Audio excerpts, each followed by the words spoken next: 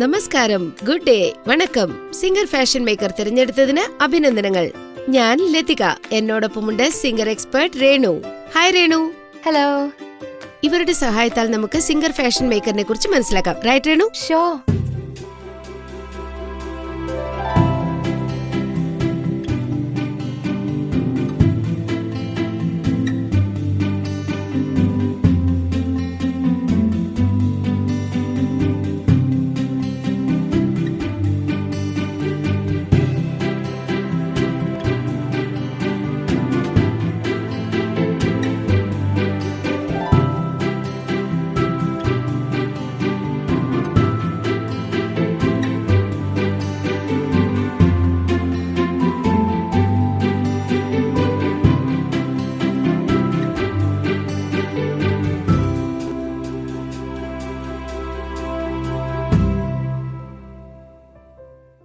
നിങ്ങളുടെ ഈ പ്രോഡക്റ്റ് ഒരേ സമയം ഒരുപാട് ജോലി ചെയ്യുന്ന അത്യന്തം സൗകര്യപ്രദമായ തയ്യൽ മെഷീനാണ്. ഇതുകൊണ്ട് വീട്ടിലിരുന്നു കൊണ്ട് തന്നെ നിങ്ങൾക്ക് ധാരാളം ഡെക്കറേറ്റീവ് ജോലികൾ ചെയ്യാനൊക്കും. എങ്കിൽ വരൂ, ഏറ്റവും ആദ്യം നോക്കാം ഈ ഫാഷൻ മേക്കറിന്റെ പ്രധാന ഭാഗങ്ങൾ ഏതെല്ലാമാണെന്ന്.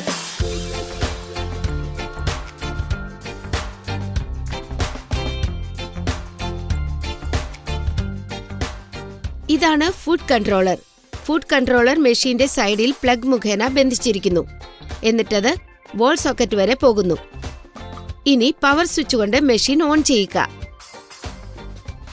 ഇതാണ് പ്രഷർ ഫുഡ് ലിഫ്റ്റർ. ഇത് മെഷീന്റെ പിന്നിലാണുള്ളത്. ഇത് പ്രഷർ ബാർ ഉയർത്താനും താഴ്ത്താനുമാണ് ഉപയോഗിക്കുന്നത്. നിങ്ങൾ തയ്ക്കാൻ ആരംഭിക്കുമ്പോൾ പ്രഷർ ഫുട്ടിന് താഴെ തുണി വയ്ക്കുന്നതിന് അല്ലെങ്കിൽ തയ്യൽ അവസാനിപ്പിച്ച് തുണി പുറത്തെടുക്കുന്നതിനായി ഇത് ഉയർത്തുക.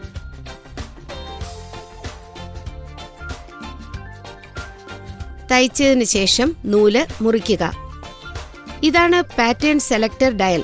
നിങ്ങൾ ഏത് പാറ്റേൺ സെലക്ട് ചെയ്യാൻ ആഗ്രഹിക്കുന്നോ അത് സെലക്ട് ചെയ്യാനും കാജ് സെലക്ട് ചെയ്യാനുമാണ് ഇത് ഉപയോഗിക്കുന്നത്. നിങ്ങൾ സ്റ്റിച്ച് ചെറുതോ വലുതോ ആക്കാൻ ആഗ്രഹിക്കുന്നുണ്ടോ? ഇത് നോക്കൂ, സ്റ്റിച്ച് ലെങ്ത് ഡയൽ. ഇത് തുന്നലിടുന്നത് ചെറുതോ വലുതോ ആക്കാൻ സഹായിക്കുന്നു. തയ്യൽ പക്കയാക്കുന്നതിന് വേണ്ടി റിവേഴ്സ് ലിവർ ഉപയോഗിക്കുക. ഇത് ഇവിടെ മെഷീന്റെ നേരെ മുൻപിലാണ് ഉള്ളത്.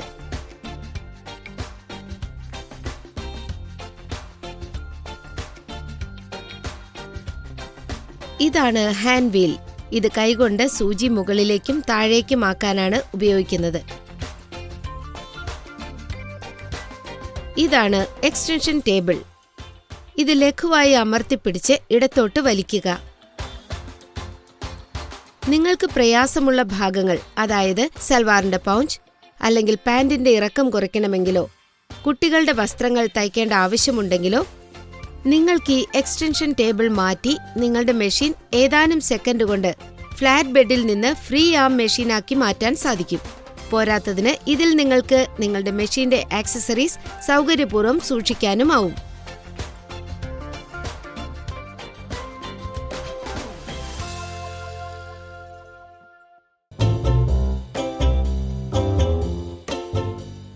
എങ്കിൽ ഇനി ഞങ്ങൾ നിങ്ങളെ കാണിക്കാം ബോബിനിൽ നൂല് ചുറ്റുന്നത് എങ്ങനെയെന്ന്. നൂല് സ്പൂൾ പിന്നിന്റെ മുകളിൽ വയ്ക്കുക.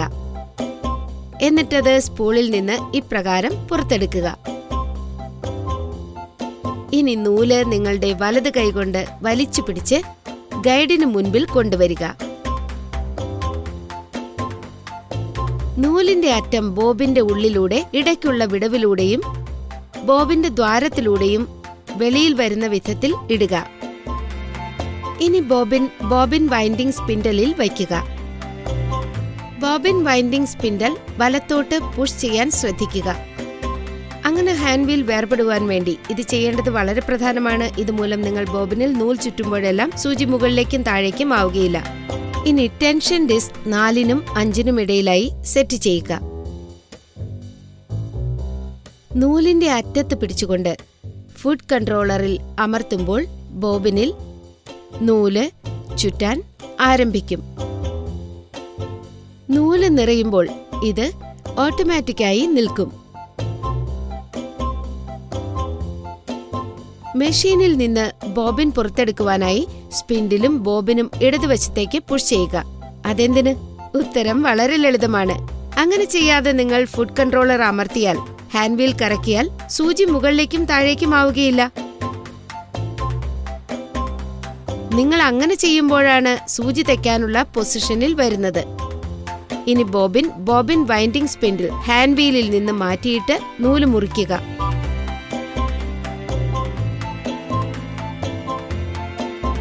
പൊതുവെ ബോബിൻ ഘടിപ്പിക്കുന്നത് എളുപ്പമാണെങ്കിലും നിങ്ങളത് ആദ്യമായി ചെയ്യുമ്പോൾ അല്പം പ്രയാസമുള്ളതായി തോന്നിയേക്കാം. അതിനാൽ ഇവിടെ കാണിക്കുന്ന സ്റ്റെപ്പുകളെല്ലാം ശ്രദ്ധിച്ച് കാണുക. തെറ്റൊന്നും സംഭവിക്കാതിരിക്കാൻ വേണ്ടി ബോബിൻ ഫിറ്റ് ചെയ്യുവാൻ അല്ലെങ്കിൽ എടുക്കുവാനായി സൂചി ഇപ്രകാരം മുകളിലേക്ക് വരുന്ന വിധത്തിൽ ഹാൻഡ് വീൽ നിങ്ങളുടെ ഭാഗത്തേക്ക് തിരിക്കുക. എക്സ്റ്റൻഷൻ ടേബിൾ മെഷീനിൽ നിന്നെടുത്തിട്ട് ഫ്ലാപ്പ് തുറക്കുക. ഇനി ബോബിൻ കേസ് ഫ്ലിപ്പ് കൊണ്ട് പിടിച്ച് പുറത്തെടുക്കുക. എന്നിട്ട് നൂല് ബോബിൻ കേസിന്റെ വിടവിലൂടെ ഇപ്രകാരം പുറത്തെടുക്കുക. ഇനി ബോബിൻ കേസ് തിരികെ അതിന്റെ സ്ഥാനത്ത് ഇപ്രകാരം ഘടിപ്പിക്കുക.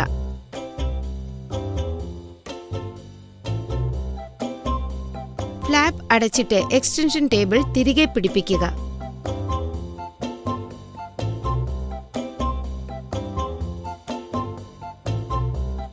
നൂല് സ്പൂൾ പിന്നിൽ വച്ചിട്ട് സ്റ്റോപ്പർ ഘടിപ്പിക്കുക.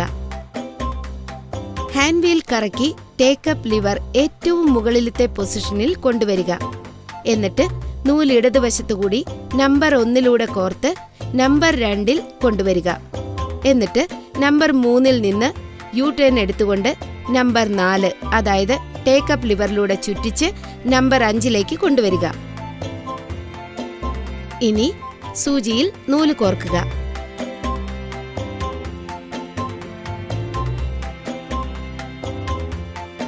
തയ്യൽ ആരംഭിക്കുന്നതിന് മുൻപായി ബോബിനിലെ നൂൽ മുകളിലേക്ക് കൊണ്ടുവരണം. നിങ്ങളുടെ ഇടത് കൈകൊണ്ട് മുകളിലെ നൂലിൽ മാത്രം പിടിക്കുക. ഇനി ഹാൻഡ് വീൽ നിങ്ങളുടെ വശത്തേക്ക് തിരിക്കുക. അപ്പോൾ സൂചി നൂലിനെയും കൊണ്ട് മുകളിലേക്ക് വരും. ഹാൻഡ് വീൽ മുന്നോട്ട് തന്നെ നീങ്ങുന്നുവെന്ന് ഉറപ്പുവരുത്തുക. നിങ്ങൾ ഹാൻഡ് വീൽ തിരിക്കുമ്പോൾ തന്നെ സൂചി നൂലിനെ ചെറിയ തോതിൽ വലിക്കും. ബോബിനിലെ നൂൽ ഹോൾ മാർഗം മുകളിലേക്ക് വലിക്കപ്പെടും. ബോബിനിലെ നൂൽ വലിച്ചെടുത്ത ശേഷം 2 നൂലുകളും പ്രഷർ ഫുട്ടിന് താഴെ പിന്നിലേക്ക് വയ്ക്കുക.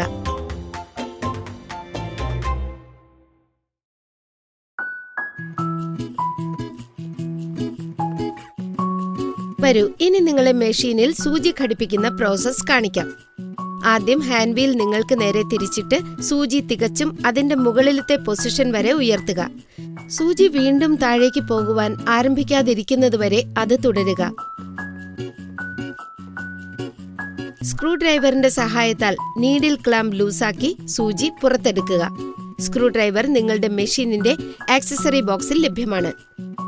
സൂചി ഘടിപ്പിക്കുമ്പോൾ സൂചിയുടെ ഫ്ലാറ്റ് സൈഡ് ഉള്ളിലേക്കാകാൻ ശ്രദ്ധിക്കുക. ഇതുപോലെ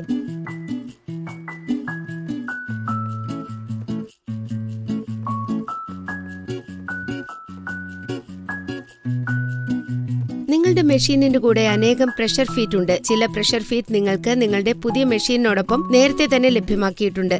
എങ്കിലും നിങ്ങൾക്ക് ഡെക്കറേറ്റീവ് സ്റ്റിച്ചിന് വേണ്ടി സിംഗർ ഔട്ട്ലെറ്റിൽ നിന്ന് സ്പെഷ്യൽ പ്രഷർ ഫീറ്റും വാങ്ങാവുന്നതാണ്. റഫ്ലർ ഫുട്ട് അറ്റാച്ച്മെന്റും ഫ്ലവർ സ്റ്റിച്ച് അറ്റാച്ച്മെന്റും എല്ലാ ഫാഷൻ മേക്കർ മെഷീനുകളിലും ഫിറ്റ് ആകുന്ന അത്തരം 2 പ്രഷർ ഫീറ്റ് ആണ്. ഈ അഡീഷണൽ പ്രഷർ ഫീറ്റ് കൊണ്ട് നിങ്ങളുടെ ക്രിയേറ്റീവ് സ്റ്റിച്ചസിൽ വെറൈറ്റി കൊണ്ടുവരാൻ സാധിക്കും. ചില ഫീറ്റ് എളുപ്പത്തിൽ പിടിപ്പിക്കാനും വേർപെടുത്താനും സാധിക്കും. എന്നാൽ ചിലത് സ്ക്രൂ കൊണ്ട് ഘടിപ്പിക്കുന്നതിനാൽ സ്ക്രൂ ഡ്രൈവർ ഉപയോഗിച്ച് പുറത്തെടുക്കേണ്ടി വരും. ഇനി വരൂ നോക്കാം പ്രഷർ ഫീറ്റ് മാറ്റുന്നത് എങ്ങനെയെന്ന്. നിങ്ങളുടെ മെഷീനിന്റെ പിന്നിലായി ഒരു റിലീസ് ലിവർ ഉണ്ട്. റിലീസ് ലിവർ അമർത്തിയാൽ ഫുട്ട് വേർപെടുന്നതാണ്. ഫുട്ട് പ്രഷർ ഫുട്ട് പിന്നിനോടൊപ്പം ഫുട്ട് ഹോൾഡറിന്റെ നേരെയായി നീഡിൽ പ്ലേറ്റ് വയ്ക്കുക. പ്രഷർ ഫുട്ട് ലിഫ്റ്റർ താഴേക്കാക്കുക. അപ്പോൾ ഫുട്ട് ഹോൾഡർ ഫുട്ടിൽ ശരിയായി അടഞ്ഞുകൊള്ളും.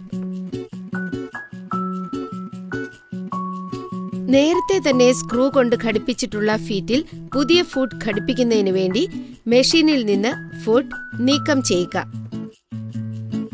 സ്ക്രൂ ഡ്രൈവർ ഉപയോഗിച്ച് മെഷീനിൽ നിന്ന് ഫുട്ട് പൂർണ്ണമായും നീക്കം ചെയ്യുക. പുതിയ ഫുട്ട് അതിന്റെ സ്ഥാനത്ത് സെറ്റ് ചെയ്യുക.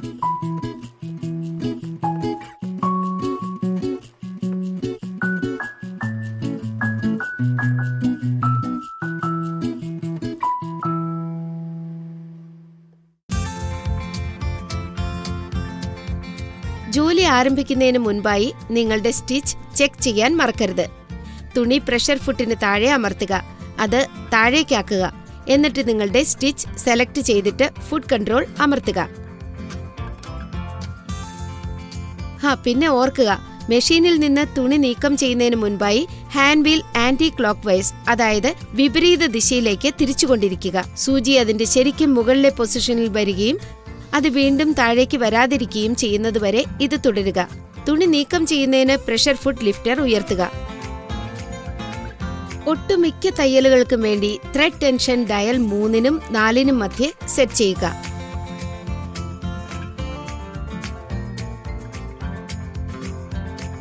ഷെൽ സ്റ്റിച്ചും സ്കാൽപ്പ് സ്റ്റിച്ചും ഏറ്റവും അധികം പോപ്പുലറായ ഡെക്കറേറ്റീവ് സ്റ്റിച്ചസ് ആണ്.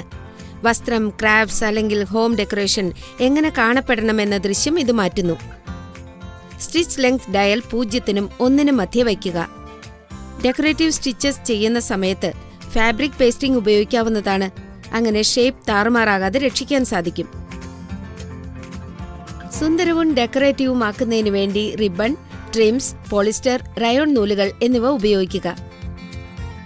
ഇതാണ് ചില ഡെക്കറേറ്റീവ് സ്റ്റിച്ചസിന്റെ സാമ്പിൾസ്.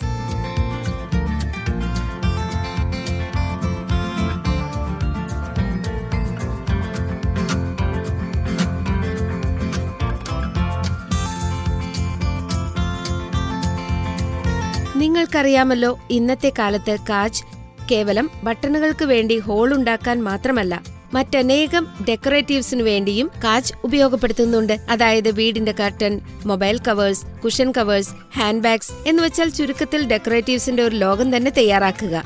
ഇതിൽ 4 സ്റ്റെപ്പ് ബട്ടൺ ഹോൾ ഉണ്ട്. ലെങ്ത് 0-ൽ നിന്ന് 1-ൽ വയ്ക്കുക. നിങ്ങളുടെ മെഷീനിൽ 4 സ്റ്റെപ്പ് ബട്ടൺ ഹോൾ ഉണ്ടാക്കുന്നതിന് വേണ്ടി സ്റ്റെപ്പ് 1-ൽ പാറ്റേൺ സെലക്ടർ സെറ്റ് ചെയ്യുക. ബട്ടൺ ഹോൾ ഫിറ്റ് അറ്റാച്ച് ചെയ്യുക. ഒരു ഫാബ്രിക് മാർക്കർ കൊണ്ട് തുണിയിൽ അടയാളപ്പെടുത്തുക. നിങ്ങൾ ബട്ടൺ ഹോളിന്റെ കൃത്യമായി എവിടെയാണ് തയ്ക്കേണ്ടതെന്ന് അറിയാൻ വേണ്ടിയാണിത്.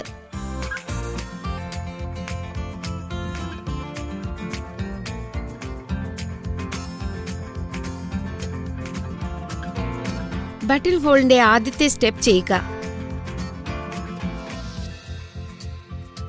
സൂചി തുണിയിൽ നിന്ന് ദൂരേക്ക് ഉയർത്തുന്നതോടൊപ്പം പാറ്റേൺ സെലക്ടർ സ്റ്റെപ്പ് 2-ലേക്ക് തിരിക്കുക.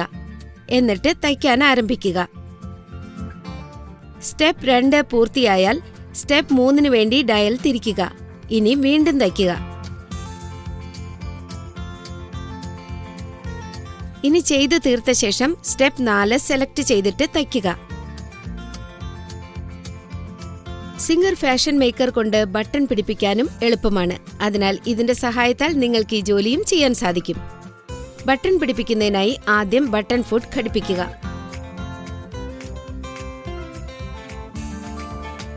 സ്റ്റിച്ച് ലെങ്ത് ഡയൽ 0-ൽ സെറ്റ് ചെയ്യുക. ബട്ടന്റെ ഹോൾ അനുസരിച്ച് സിഗ്സാഗ് പാറ്റേണിന്റെ ഡിസ്റ്റൻസ് സെറ്റ് ചെയ്യുക. വസ്ത്രവും ബട്ടണും ബട്ടൺ ഫുട്ടിന് താഴെ ബട്ടണിന്റെ 2 ഹോൾ ഫുട്ടിന് താഴെ വരുന്ന വിധത്തിൽ സെറ്റ് ചെയ്യുക. ഇനി ഹാൻഡ് വീൽ തിരിച്ച് സൂചി ബട്ടണിന്റെ 2 ഹോളിലൂടെയും പോകുന്നുണ്ടോ എന്ന് ചെക്ക് ചെയ്തിട്ട് തയ്യൽ ആരംഭിക്കുക.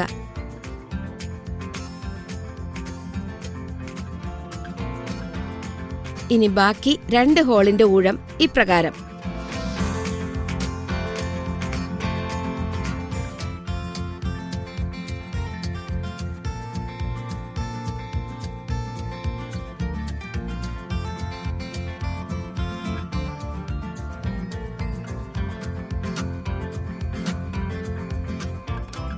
അഥവാ നിങ്ങൾക്ക് ഫാബ്രിക്കിൽ സിപ്പ് വച്ചുപിടിപ്പിക്കണമെങ്കിൽ നിങ്ങൾ എന്ത് ചെയ്യും? വരൂ നോക്കാം.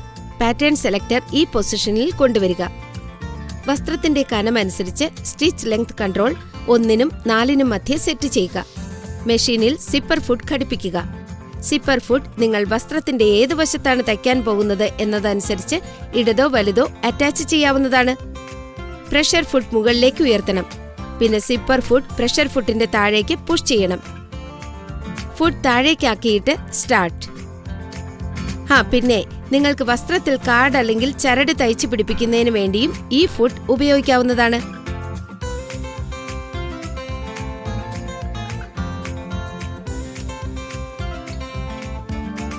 നിങ്ങളുടെ ഫാഷൻ മേക്കർ റഫു അഥവാ മെൻഡിംഗ് ചെയ്യുന്നതിന് വേണ്ടിയും തയ്യാറാണ്. 3 സ്റ്റെപ്പ് സിഗ്സാഗ് പാറ്റേൺ സെലക്ട് ചെയ്യുക. എന്നിട്ട് സ്റ്റിച്ചിന്റെ വീതി ഏറ്റവും അധികത്തിൽ സെറ്റ് ചെയ്യുക. പക്ഷേ സ്റ്റിച്ചിന്റെ നീളം 0.5-നും 1-നും മധ്യേ ആയിരിക്കണം. ബെസ്റ്റ് റിസൾട്ട്സിന് വേണ്ടി ഫുട്ടിന്റെ സെന്റർ ടിയറിന്റെ സെന്ററിന്റെ നേർരേഖയിൽ വയ്ക്കുക.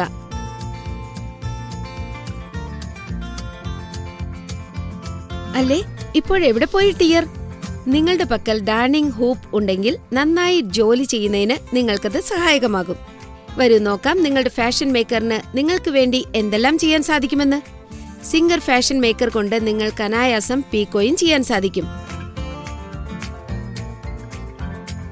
Free hand embroidery, patch work, monogram, blind stitch, quilting. പിന്നെ നിങ്ങളുടെ വീട് അലങ്കരിക്കുന്നതിന് വേണ്ടി നിരവധി ഡെക്കറേറ്റീവ് വസ്തുക്കൾ ഉണ്ടാക്കാൻ സാധിക്കും.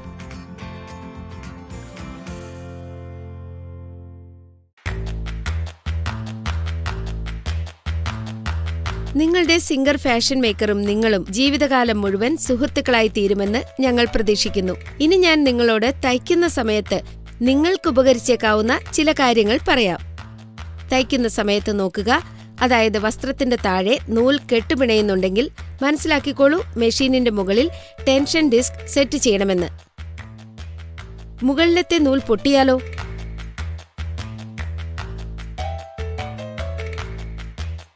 മെഷീനിൽ നൂൽ വീണ്ടും കോർക്കുക.